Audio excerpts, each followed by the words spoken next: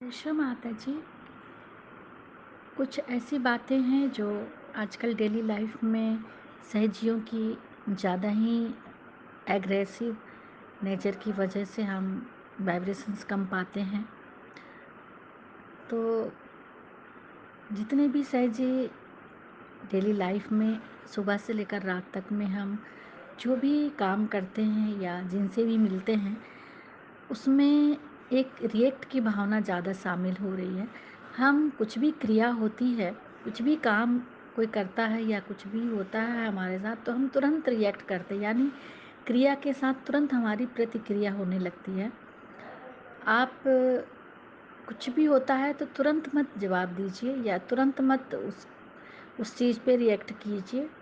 अगर हमें किसी को समझाना भी है तो हम थोड़ा रुक के शिव माता जी से प्रार्थना करके ध्यान अवस्था में उस चीज़ को बोलिए। फिर देखिए, वो रिएक्शंस नहीं कहलाएगा, वो हम परम चैतन्य के माध्यम से बोलते हैं। किसी से बात करनी है तो पहले बंधन ले लीजिए और चित्त को शिव माता जी के श्री चरणों में रख के ही हम बात करें, चाहे आप किसी से भी बात करें। बट रिएक्शंस को बिल्कुल भी ख़त्म कीजिए अपने दिनचर्या से, क्योंकि रिएक्शंस जैसे ही होता है हम परम चैतन्य से कट जाते हैं, यानी हम शिव माता जी से दूर हो जाते हैं। क्योंकि रिएक्शंस परमात्मा को बिल्कुल भी पसंद नहीं है, वो आज्ञा लेवल की बात है। इसीलिए हमें शिव माता जी से हमेशा निर्विचारिता के लिए प्रे करना चाहिए और सबको क्षमा, अपने को क्षमा, अपनी फैमिली को क्षमा, अपने पड़ोसियों को क्षमा, सबको क्षमा करते रहना चाहिए हमें। और शिव माता जी से भी हमें क्षमा मांगनी चाहिए। तो इस तरह से हम अपने लाइफ से रिएक्ट को बिल्कुल शांत करें। अपने आप रिएक्ट को शांत करने के लिए अपने राइट चैनल को कूल करें आइस पैक से, और अपने चित्त को हमेशा निर्विचार रख के, क्योंकि जितने भी हम क्लियरेंस करते हैं उस क्लियरेंस को एकमात्र निर्विचारिता ही बैलेंस देगी। अगर हम छोटे छोटे चीज़ों पे विचार करते हैं तो उस चीज़ पे हमें बैलेंसिंग नहीं मिलती है और हम पकड़ जाते हैं, विचार आते ही हम पकड़ जाते हैं। इसीलिए श्री माता जी से हमेशा हमें निर्विचारिता के लिए प्रे करनी चाहिए। और कुछ स्टेप हैं जो लिवर पे आइस पैक या लेफ्ट हैंड को राइट नाभि पे रख के श्री गणेश अर्थवशीष, श्री माता जी की बिंदी को कैंडल के फ्लेम से देखते हुए श्री गणेश अर्थवशीष, ये सब अगर हम डेली लाइफ में करते हैं तो हमें निर्विचारिता जल्दी मिलती है। जय श्री माता जी। 3 महामंत्र। ॐ त्वमेव साक्षात् श्री महालक्ष्मी महासरस्वती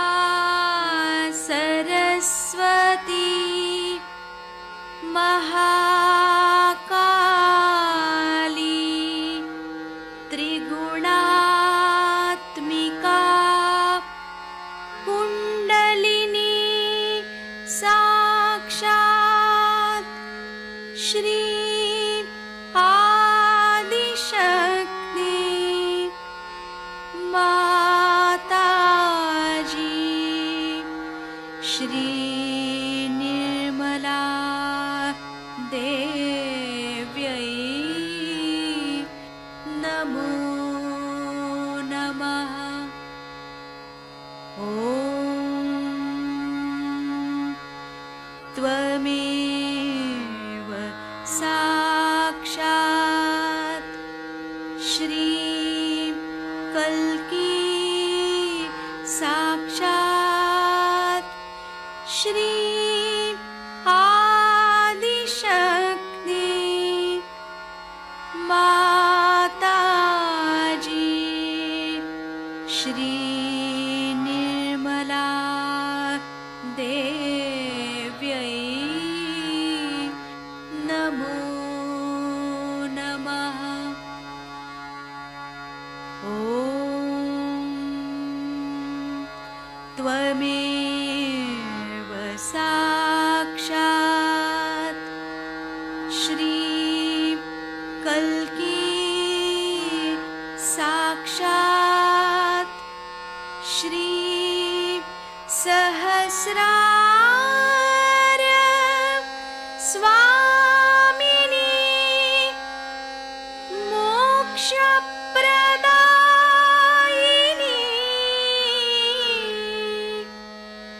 माताजी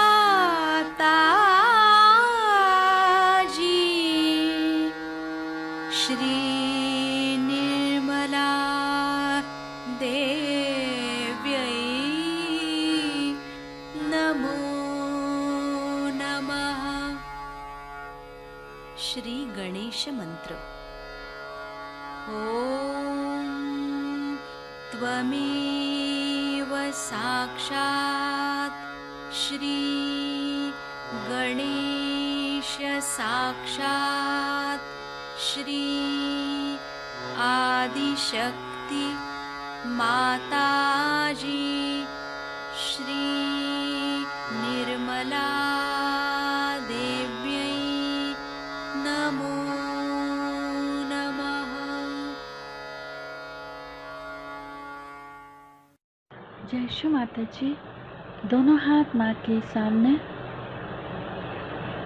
अपने हृदय में श्री माता जी को नमन करेंगे। परम पूजनीय श्री माता जी, कृपा करके हम सभी के ध्यान में आइए, विचारों में आप आइए, अपने बीचों बीच हृदय में श्री माता जी को देखेंगे। श्री माता जी, हम सबको क्षमा कर दीजिए, हम सभी अज्ञानी हैं। दोनों हाथों पे अपने विचारों में, अपनी आँखों में श्री माता जी की छवि को रखते हुए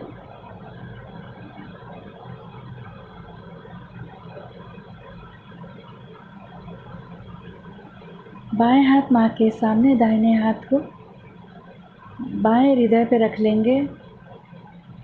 श्री माता जी, आपकी परम कृपा में मैं केवल एक शुद्ध आत्मा हूँ। पूरा चित्त बाएं हृदय पे। श्री माता जी, आपकी परम कृपा में मैं केवल एक शुद्ध आत्मा हूँ।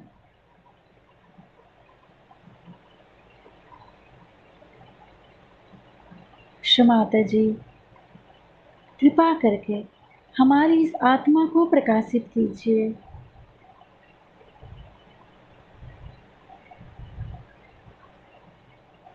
पूरे चित्त को बाएं हृदय पर रखते हुए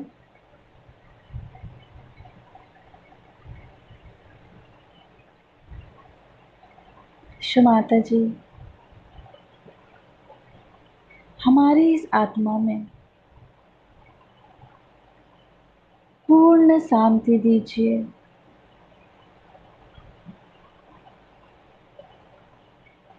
श्री आत्मा परमात्मा मंत्र। ओम त्वमेव साक्षात् श्री आत्मा परमात्मा साक्षात् श्री आदि शक्ति माता जी श्री निर्मला देव्यै नमो नमः। दोनों हाथ माँ के सामने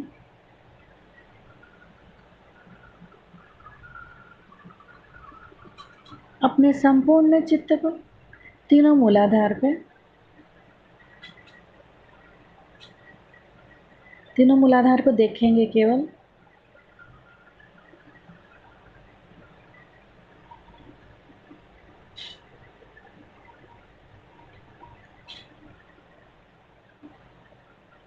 सेंटर नाभि पे, बीचों बीच नाभि पे अपना संपूर्ण चित्त।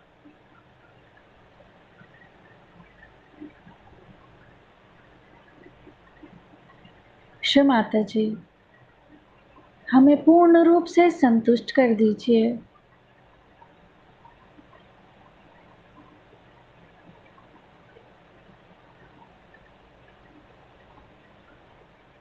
पेट के चारों तरफ पूरे भवसागर में अपने चित्त को रखेंगे।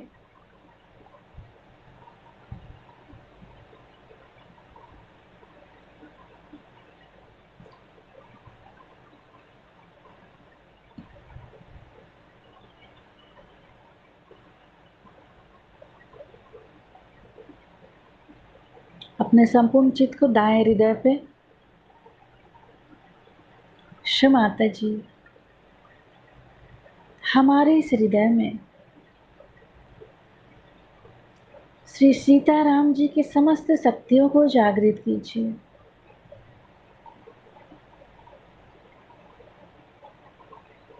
श्री माता जी, मेरे अंदर जो भी जिम्मेदारी का भाव है वो आप हैं। कृपा करके हमें साक्षी भाव में जिम्मेदारी निभाने की शक्ति दीजिए।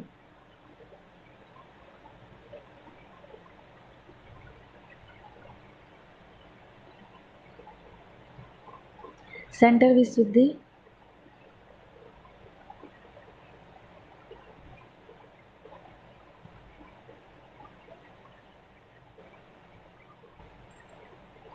फ्रंट आज्ञा,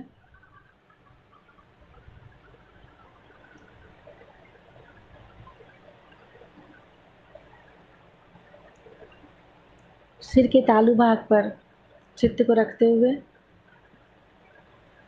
सिर के तालू भाग से दोनों हाथों को देखेंगे। श्री माता जी, कृपा करके हमें पूर्ण निर्विचारिता दीजिए।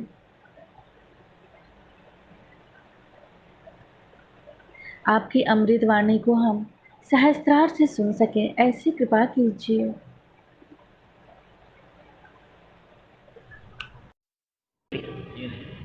सब मंत्र को ही बोले होंगे, पहले होता था, अभी विशेष नहीं। वही तो है ना।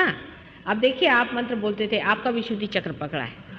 विशुद्धि चक्र से आपके, अभी आप दिखाऊंगी, मैं आपको बताऊंगी। ये देखिए, ये दो नसें यहाँ से चलती, विशुद्धि चक्र में ही ये विशेषता है और किसी चक्र में नहीं। ये दोनों नसें यहाँ से चलती हैं, नाड़ियाँ ही हैं दो। इसीलिए जब आप मेरे और हाथ करते तो हाथ से जाता है, हाथ में ही दो नाड़ियाँ, तो ये नाड़ियाँ गायब हो गई। आपको जिस आदमी ने आपका विशुद्धि चक्र अगर पकड़ा होगा तो आपको फील ही नहीं होगा हाथ में। बहुत लोगों की ये हो जाती है गति कि वो बहुत पहुंच जाते हैं, उनको अंदर से सब महसूस भी होता है, शरीर में महसूस होता है, हाथ में महसूस नहीं होता।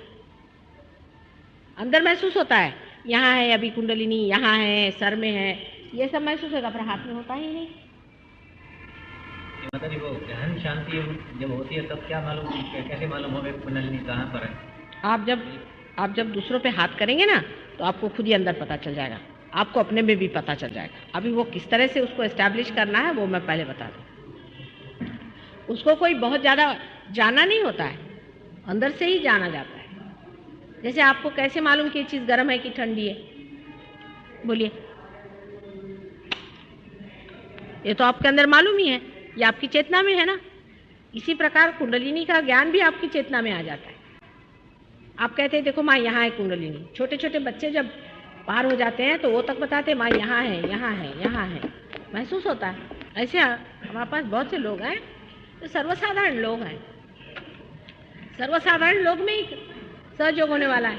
ये बहुत ज़्यादा जो रईस लोग हैं, देखा नहीं तुमको, 5 मिनट इधर है पार हुए हैं, उनके माँ को ठीक कर दिया, बाप को ठीक कर दिया, फलाना ठीक कर दिया, 5 मिनट बैठेंगे फिर चले, उनको टाइम नहीं। प्रोग्राम में कभी नहीं आएंगे, पूरा साल नहीं आएंगे। उसके बाद में जब मैं आऊँगी, माँ इधर पकड़ गया, इधर पकड़ गया, इधर पकड़ गया, फलाना हो गया, ढिकाना हो गया, और पूरा साल कभी प्रोग्राम में नहीं आएंगे। ये गड़बड़ हो गया, वो गड़बड़ हो गया। जैसे एक हफ्ते में एक बार अपने लिए टाइम निकाल करके जैसे हम इबादत करते हैं, क्रिश्चियन लोग हैं चर्च में जाएंगे, वो सिद्धि विनायक में जाके घंटों मंगलवार को खड़े रहेंगे, ऐसे ही अपने लिए एक दिन ज़रूर आपको हफ्ते में निकालना चाहिए और उसका पता लगाना चाहिए कहाँ पर क्या है, क्या कौन सी कहाँ प्रोग्राम हो रहा है, वहाँ जाओ, जहाँ सब लोग मिल कर के हमें याद करेंगे वहीं हम आएंगे। अकेला बैठने से नहीं कि मैं घर में बैठ के करूँ। फिर ये तकलीफ हो गई, फिर ये प्रॉब्लम हो गया हमको। जो लोग वहाँ जाते हैं उनको कोई प्रॉब्लम नहीं, सब प्रॉब्लम हल होते। प्रॉब्लम होते हैं इसीलिए तो वहाँ जाने का है, क्योंकि वो जगह प्रॉब्लम सॉल्व करने की है। आपको कोई भी प्रॉब्लम हो, आप वहाँ जा करके वो प्रॉब्लम बोल दो, आपका प्रॉब्लम सॉल्व हो जाएगा। लेकिन आप गए ही नहीं जहाँ पर प्रॉब्लम सॉल्व होता है, तो उसका मैं इलाज कैसे करूँ? समझ लीजिए, इनकम टैक्स में जाकर के इनकम टैक्स का समझ लो प्रॉब्लम सॉल्व होता है, तो आप घर में बैठ के कैसे कर रहे हैं? सो प्रोग्राम में आते ही नहीं लोग। एक दिन क्या मुश्किल है अपने लिए निकालने के लिए। फिर मेरे पास इतनी लंबी लंबी चिट्ठी आती है, ये प्रॉब्लम हो गया, वो प्रॉब्लम हो गया, हमारे पति को ये बीमारी हो गई, हमको ये बीमारी हो गई, ऐसा हो गया, वैसा हो गया। श्रीवास्तव को पूछो, इसका ऐसा ही था, अभी ठीक है जरा। इसलिए प्रोग्राम में जाना चाहिए अपने को। एक दिन वहाँ जाने से आप मेरे पे कोई उपकार नहीं कर रहे हैं, अपने पे जा रहे हैं, अपने लिए कर रहे हैं। अभी कोई परमानेंट जगह हुई नहीं है, लेकिन जहाँ भी होती है, हमको तो एक टेरेस मिला था, उसी पे करते थे। अब वो गवर्नमेंट कह रही कि उसको तोड़ डालने का, चलो भाई दूसरा टेरेस मिल जाएगा, उस पे करेंगे, जहाँ भी मिल जाए। अभी तक जगह नहीं हुई है सहयोग की पक्की, हो जाएगी वो भी। मैंने कल बताया ना कि होती नहीं है, क्योंकि कोई हमको ब्लैक मनी नहीं देने का। पैसे हम देंगे लेकिन ब्लैक मनी नहीं देंगे, इसलिए प्रॉब्लम है। हो जाएगा, लेकिन आप लोग तो वहाँ जाया करो, जहाँ आप जाएंगे वहाँ मेरा चित्त रहेगा। इसमें अहंकार बड़ा नुकसान करता है, सबसे बड़ा अहंकार है और आलसीपना। एक तो या तो आलसीपना होगा या अहंकार है। जिसको अहंकार है कि अरे क्या जाने का, उसको यहाँ आने पे मेरे लिए सर दर्द हो जाता है। जब मैं लंदन से आती देखती हूँ सब लोग की हालत खराब। अभी भी सब लोग यही कहते हैं, जो लोग हमेशा जाते हैं, कि माँ पूरा साल ये लोग नहीं आएंगे, और अंत में जैसे तुम पहुँच जाओगे तो ये खराबी है, वो खराबी है, लेके बैठ जाएंगे। घर में ध्यान वान करने से इतना नहीं फायदा होने वाला जितना सामूहिक है, क्योंकि आज मैं बताऊंगी कि वो सामूहिक ज़्यादा महत्वपूर्ण है। अच्छा, अभी भी मेरा फोटोग्राफ ले लेना यहाँ से। आज आए का मिलना रे फोटो आए ना, भरपूर है।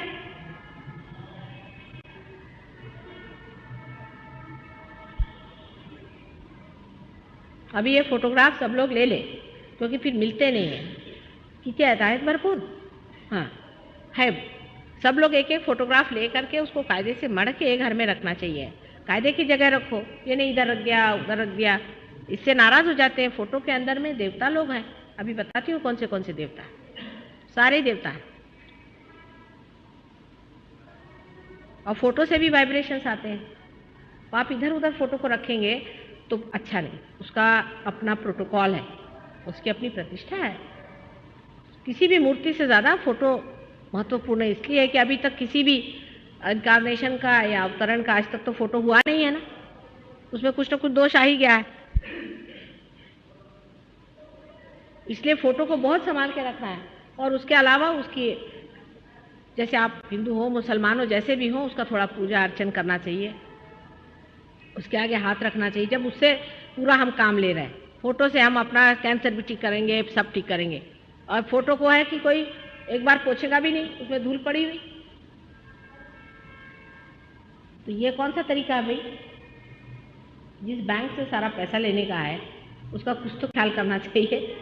नहीं तो छोड़ दो फिर बात को, नहीं करना तो मत करो, लेकिन करना है उसको समझदारी से। आप हिंदुस्तानी आदमी हैं, आपको मालूम है कि हमारे यहाँ किस तरह से हम हर एक चीज़ का व्यवहार करते हैं, कैसे हर एक चीज़ की इज्जत करते हैं, रिस्पेक्ट करते हैं।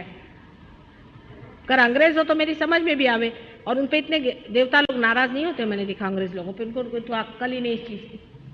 मेरी तरफ पैर भी ऐसा करके बैठते हैं तो भी नहीं नाराज़ होते हैं, मैंने देखा है। देवता लोग खूब सोचते हैं, पर हिंदुस्तानी बैठ जाए तो फटाक से आता है पैर पे। तो इसलिए समझ के फोटो को रख लिया। फोटो के आगे दोनों हाथ रखने से वाइब्रेशन आने लगती है।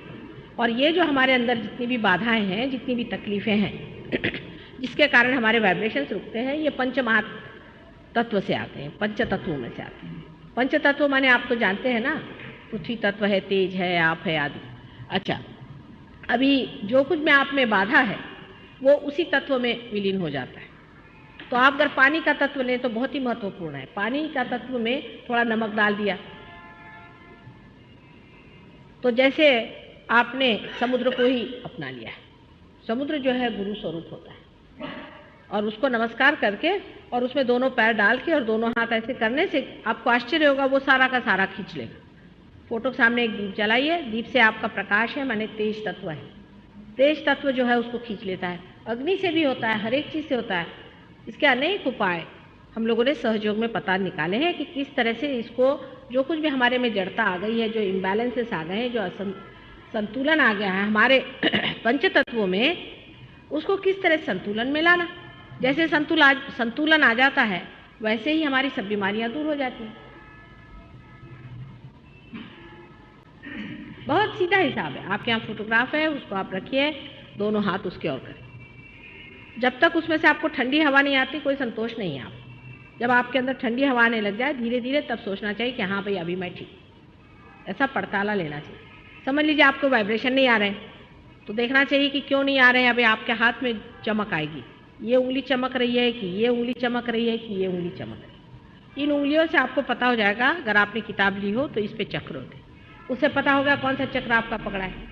उस देवता का आपको नाम लेना पड़ेगा, और वाइब्रेशंस जो है फिर से लेने से, उसका नाम लेने से आपको आश्चर्य होगा कि वो खुल गया, वो उंगली खुल गई, वो और सारे वाइब्रेशंस आना शुरू हो। इस तरह से इसकी पूरी स्टडी होनी चाहिए, इसको समझ लेना चाहिए पार होने के बाद। लेकिन अगर आप प्रोग्राम ही में नहीं आएंगे तो कैसे होगा? दो चीज़, एक तो आप हमेशा एक दिन रखिए। पार्टी में जाने को टाइम है, दोस्तों के यहाँ जाने को टाइम है, घूमने को टाइम है, सिनेमा को टाइम है, सब चीज़ को टाइम है, अपने लिए एक दिन भी नहीं। फिर माता जी के लिए भी तो सरदर्द होता है, जब आती वहाँ से लौट के तो देखती अरे बाप रे ये बम्बई वाले तो भगवान बचा। और अभी मैं जाऊँगी राहुरी में, देखो विलेज में सब लोग सवेरे 4 बजे उठ करके रोज नियमित ध्यान करते हैं, और वो लोग रोज शाम को सहयोग सेंटर में मिलते हैं। बोलते हैं कि अभी अपन शराब के कुत्ते में तो जाने का नहीं, क्या मजा आता है आपस में। असली दोस्ती तो ये सहयोगियों की होती है, और किसकी दोस्ती होगी? असली दोस्ती होती, जान पे जान लोग दे देते हैं। बड़ा मजा आता है आपस में। जब सभी लोग पार हो गए तो फिर वो बात ही और चलती है, फिर किसी का अच्छा नहीं लगता, लगता है ये क्या छोटे बच्चों जैसे मूर्खों जैसे बातें करते हैं।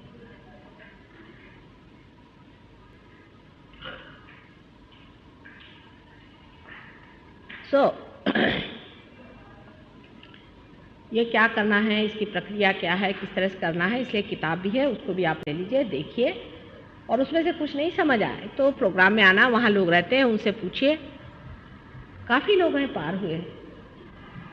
आपकी कुछ प्रगति हो जाएगी, जब आप कुछ स्थिर हो जाएंगे तब आपको और भी चीज़ों में एक्सपोज किया जाएगा,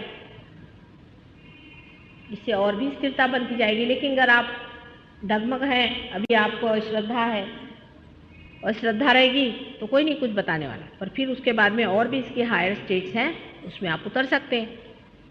जैसे पूजा क्या चीज़ है ये वगैरह, फिर पूजा में सब लोग नहीं आते क्योंकि हम सबको बुलाते नहीं हैं, वो दशा नहीं है ना, श्रद्धा होनी चाहिए।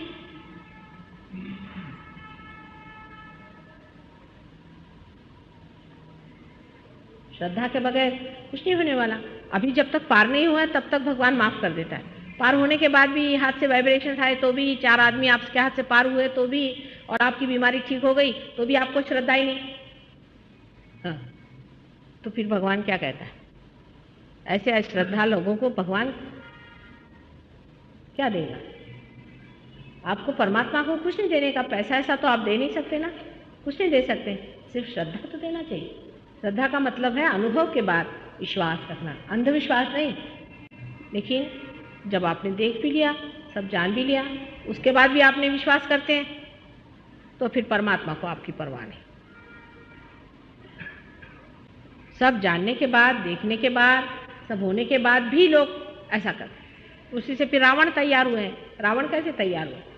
रावण तो पार हो गया था, ब्राह्मण था, और पार होने के बाद भी उसने फिर अश्रद्धा करी, अश्रद्धा करके गलत काम शुरू कर दिए, फिर उसका देखिए क्या हाल होगा।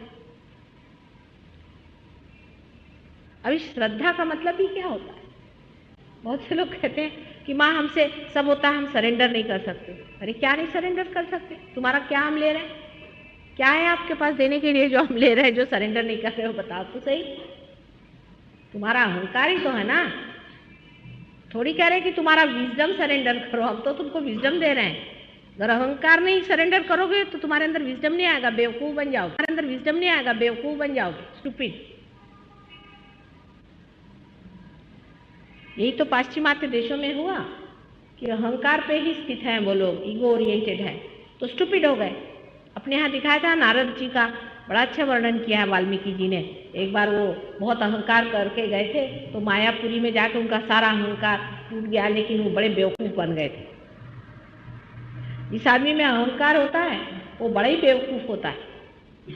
उस अहंकार को अच्छा ही है कि समर्पित कर दे।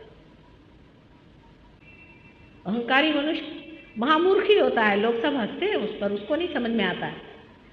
ऊपर से भी जो नम्रता बहुत लोग लाद लेते हैं, बिजनेस वाले हुए, सरकारी नौकर हुए, ऊपर से बहुत अच्छे से बात करते हैं, कोई असली नम्रता नहीं। असली नम्रता तो सिर्फ विजडम से आती है, सुबुद्धि से आती है। तो सुबुद्धि का जागरण होने से ही, सुबुद्धि के आशीर्वाद से ही मनुष्य उस जगह स्थित होता है जहाँ वो है।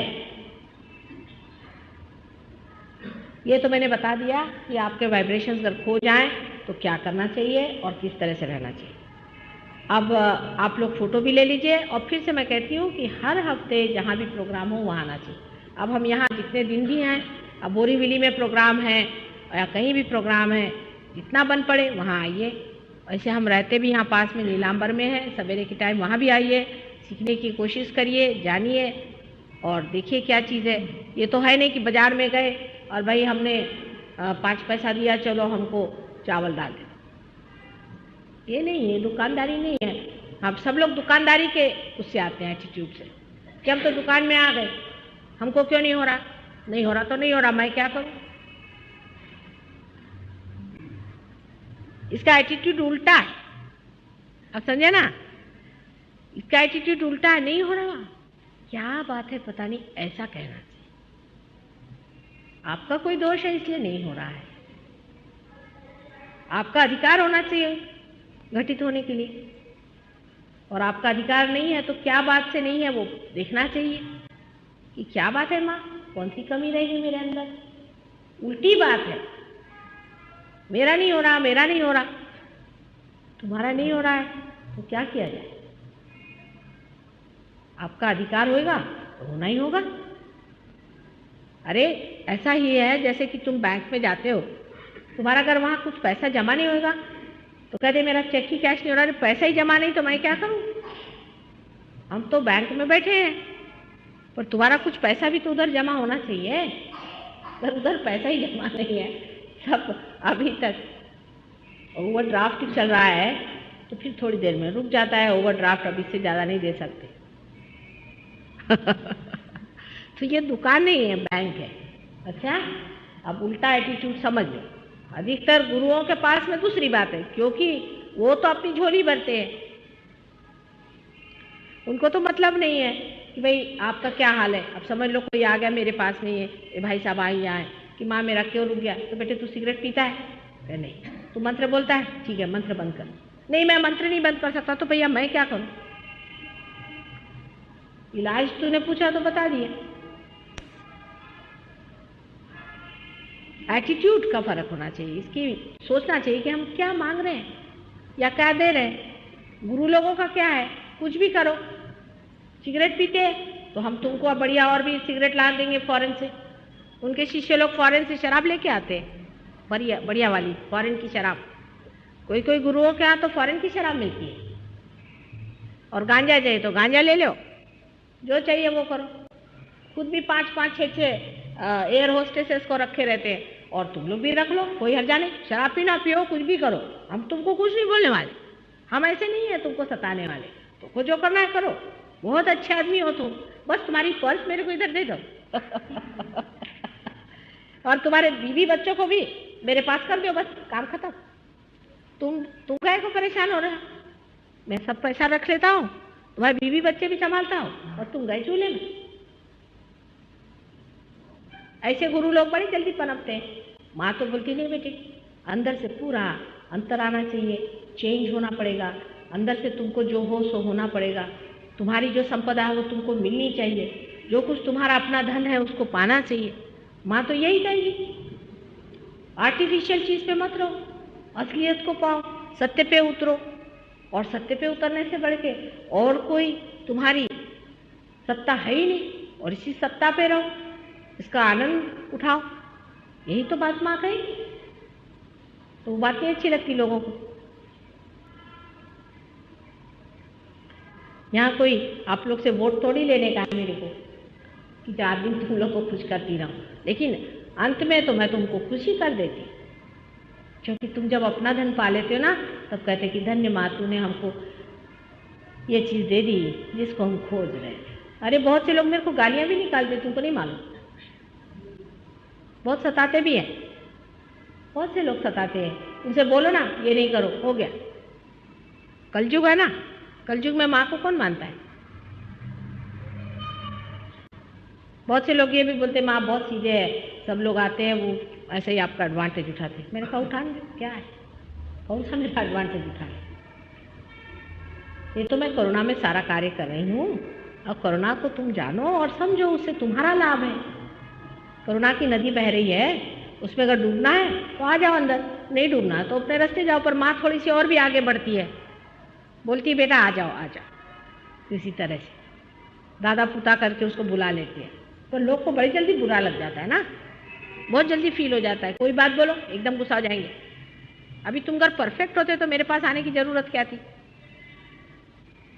सीधा हिसाब है, कुछ ना कुछ दोष तो है ना, उसको समझा के प्यार से ही मैं हटाती। कोई तुमको डंडा लेके मारती थोड़ी ना हो। जैसे और गुरु हैं असली वाले जो होते हैं वो चिमटा लेके बैठते हैं, पहले 10 चिमटे लगाएंगे, जो 10 चिमटे खाएगा उसको बोले चल आगे चल, उसको उल्टा टांगेंगे कुएं के ऊपर, उसके आगे फिर उधर 10 दिन रहा, फिर आगे उसको ले जा करके कहेंगे कि चल यहाँ रात में सो, उधर में 3-4 सांप छोड़ देंगे। ऐसा तो नहीं करती। शहर में तुम्हारे घर में जैसे हो वैसे ही गृहस्थी में रहते हुए ही सहयोग होता है। कहीं नहीं कहती हूँ कि जंगल जाके बैठो, कि घर छोड़ो, कि बीवी बच्चे छोड़ो, कुछ नहीं कहती हूँ। जैसे जहाँ हो वहीं पाने का है, तुम्हारे अंदर ही है। कहीं बाहर जाने की ज़रूरत नहीं, कोई संन्यास लेने की ज़रूरत नहीं, कुछ करने की ज़रूरत नहीं। सिर्फ अपने दोषों की तरफ देखना और उनको साफ कर लेना है, अपने को पवित्र बनाना है, और उसकी शक्ति भी मैं तुमको दे देती। थोड़ा कुंडलिनी के बारे में बताती हूँ, और उसके बाद में आप लोग थोड़ा सवाल पूछना, और उसके बाद पार हो जाओ। ये मेन चीज़ है कि वाइब्रेशन हमेशा चलते रहना चाहिए। अगर वाइब्रेशन नहीं चले तो संतोष नहीं करने का, कोई ना कोई दोष हमारे अंदर आ गया है। कोई कहाँ गया, कोई कहाँ गया, कोई कहाँ चिपक गया, कोई कैसे मिल गया, बारीक सारी चीज़ें पकड़ जाती है आदमी। लेकिन इसका एक इलाज मैंने ज़रूर देखा है कि आदमी का चित्त अपने ऊपर न रहते हुए अगर दूसरे सहयोगियों के प्रति रहे कि मैं इसको कैसे पार करूं, उसको कैसे पार करूं, मैं इस तरह से इनको ये करूं, तो बड़ा आश्चर्य होता है कि उस वक़्त में परमात्मा की शक्ति बड़े ज़ोरों में दौड़ने लगती। ये एक बात ज़रूर है, इसकी यही सीक्रेट है। किसी आदमी को प्रोग्रेस करना है तो वो अपना हाथ बढ़ा करके चलो भाई तुमको पार कराते। जो आदमी अपने ही बैठे हैं, भाई मेरा फलाना है, मेरा इधर पकड़ा, मेरा इधर पकड़ा, उनका नहीं होता, वो खास काम नहीं कर सकते। जो आदमी हाथ अपना बढ़ा के दूसरों को उठाएगा, संवारेगा, उसके लिए होएगा। अभी देखो जीवन में भी ऐसा ही है, हमारा हृदय है कितना महत्वपूर्ण है, क्योंकि सारे शरीर में उसकी शक्ति दौड़ती। अभी एक सेल है, ये नाखून है, इसको अपन काट के फेंक देते,